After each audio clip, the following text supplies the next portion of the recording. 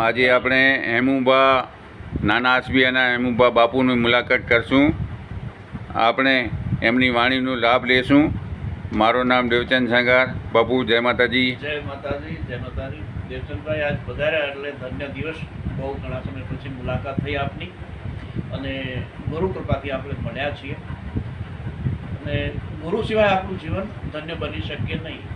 મનુષ્ય જે મળ્યા પછી આપણે શું કામ આવ્યા છીએ, માનવ જે મળ્યો છે તો આપણે શું કરવું જોઈએ? ખાવું પીવું ભોગ ભોગવવા એટલા માટે કે નહીં? એના માટે નથી મળ્યું તો કે એનો ઉદ્દેશ છે કંઈક. શું ઉદ્દેશ છે? શૃણવંતુ વિશ્વ અમૃતસ્ય પુત્રાહ અયમ પરમો ધર્મ યદ યોગેન આત્મ દર્શન. કે તમને આ મનુષ્ય જે આપ્યો છે સાંભળો, તમે અમર ઋષિના સંતાનો છીએ આપણે.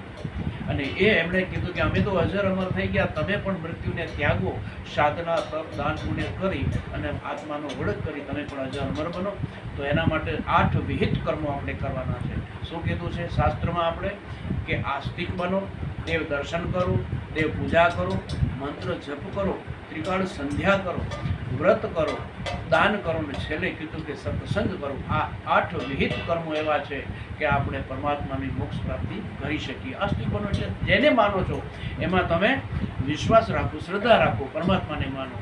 પૂજા અર્ચના કરો. ભગવાનના મંદિરમાં જો પૂજારી રાખ્યા હોય એ શિવા પૂજા કરતા હોય આપણે જોડાઈ જઈએ ભાવથી, આત્માથી, તો આપણી પૂજા લખાઈ ગઈ. મંત્ર જપ કરો, ગુરુજીને ધારણ કર્યા હોય એનો મંત્ર જપ કરો, જેનાથી આપણો આત્માનો ઉદ્ધાર થઈ જાય. તો સત્કર્મનું આપણે સુખ મળે છે, અસત્કર્મનું આપણે દુઃખ મળે. એટલે જીવનમાં બની શકે એટલા સત્કર્મો કરવા અને સત્સંગ કરવો, જેનાથી આપણું મળેલું માનવ સાર્થક થાય. બાપુ ધન્યવાદ. જો તમારા વચન સાંભળી ને બધા સાંભળજો. બાપુ જોરદાર છે, શક્તિવાન છે. મારું નામ દેવચંદ સંગાર, બિદડા સંજીવની આયુર્વેદિક.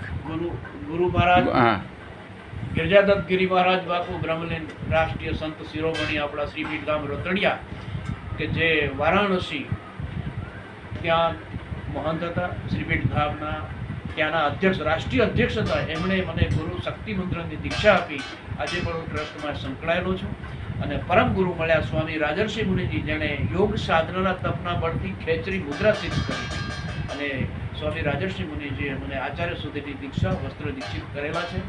અને એક નામકરણ વિધિ રહી ગઈ કે આયુષ કર્મ પૂરું થયું, ગુરુજી બ્રહ્મલીન થઈ ગયા બંને.